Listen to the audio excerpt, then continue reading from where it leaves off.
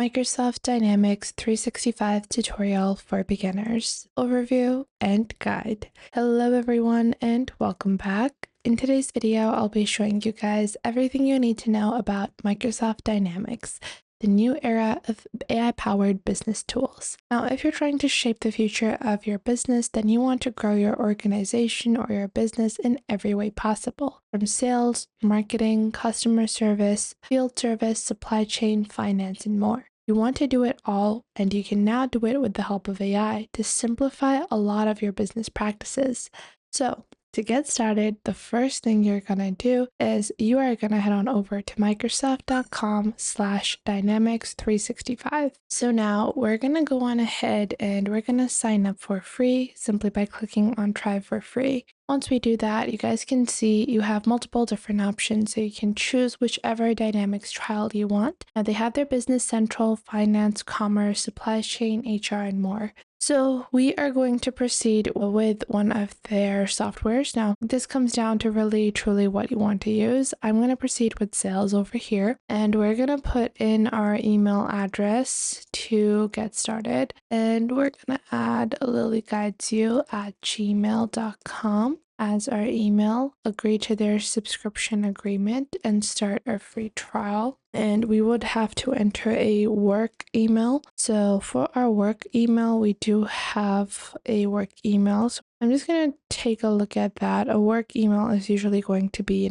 at whatever domain you have. So we have sarah@lilydavis.site. And then we're going to click on start free trial, and you will have to sign up for Microsoft to create your Microsoft 365 account. We're going to proceed, and I do think we do have an account on this one already. Do agree to the Microsoft online subscription. Now from here, this is by using collaborating with an organization. So I got it from my organization, and after that we are going to proceed with our account creation. Now from here you're going to enter your first name, then your last name, the country or region. So you do have to specify if the organizational country or region is the same. If it's different, you can select the bottom option, and then you can select a different country instead. And I'm just going to be proceeding over here. Then we're going to enter our phone number. Now, once we have done some of our basics, we're going to confirm our details. So from here, this is built for your coworkers as well, so you can input the email addresses and invite them for free. We are going to skip and directly go into our Business Central, which includes sales as well as service. So we can use our finance operations all in one single solution. So this will open up the Dynamics 365 Business Central. And once this has been opened up, we can get started with adding our information, because whenever you're setting up these business accounts, you do have to specify some of your own business elements. That's just going to make it easier for you. So we are going to do that over here. First off, I am just going to click on skip survey. Now from here, you guys can see we have our Business Central. Now in this, we have our top right menu bar from where we can access all of our business applications. This includes Microsoft 365, our Business Centrals, and any add-ins. On the top, we will see a basic summary of our business, and you can click on the top right here to start adding your company information. So you can go into My Company over here, click on Switch, and switch to your company.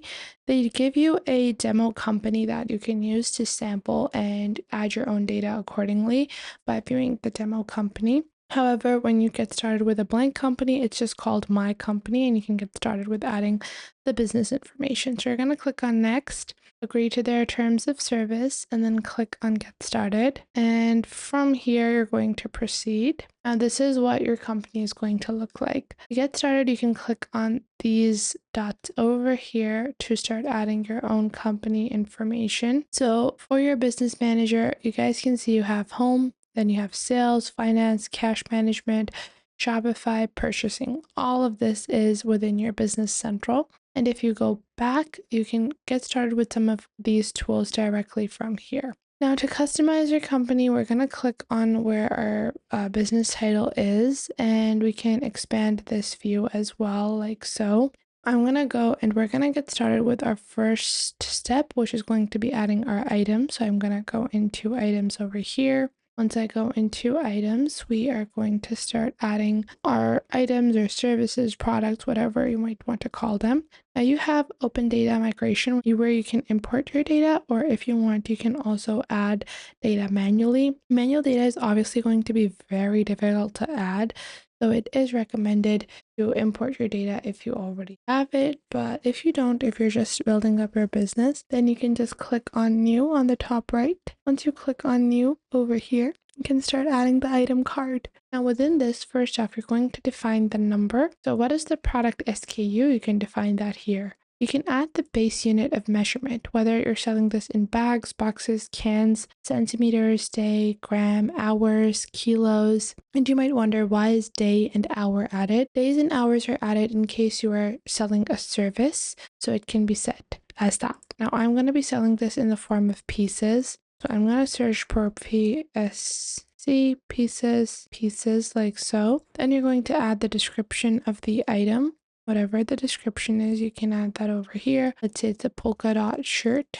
Then you can add if it's blocked by other items, then you can add the item category code. So this is going to be clothing.